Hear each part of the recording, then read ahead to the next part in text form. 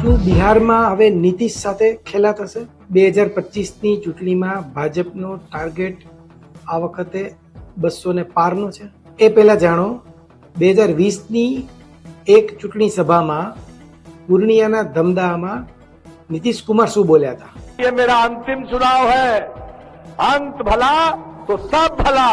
નીતિશ કુમાર ભલે એવું બોલ્યા હોય કે આ મારી છેલ્લી ચૂંટણી છે, પણ એના પુત્રએ હમણાં એવું કહ્યું કે ભાજપે એ જાહેર કરી દેવું જોઈએ કે 2025માં પણ મારા પિતા એટલે કે નીતિશ કુમાર જ મુખ્યમંત્રી પદે રહેશે. પણ એવું લાગતું નથી. આજે આપણે વાત કરીએ બિહારના રાજકારણની. નમસ્કાર.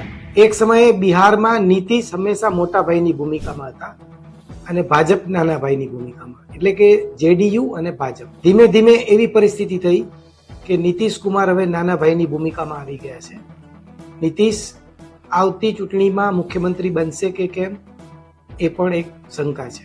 નીતિશ કુમારે ચૂંટણીના થોડા ટાઈમ પહેલા જ 7 ધારાસભ્યોને મંત્રી બનાવ્યા અને સાથે 7 ભાજપના છે. એનો સીધો મતલબ એવો થાય ભાજપને નીતિશની જરૂર ઓછી છે, નીતિશને ભાજપની વધારે જરૂર છે.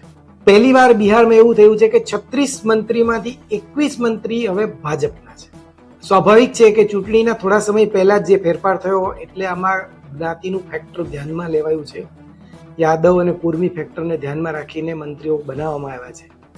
પણ સરવાળે વાત એટલી છે કે આવતી ચૂંટણીમાં નીતિશનો કદાચ એકડો નીકળી જાય, એટલે કે જેડીયુનો એકડો નીકળી જાય તો નવાઈ નહીં.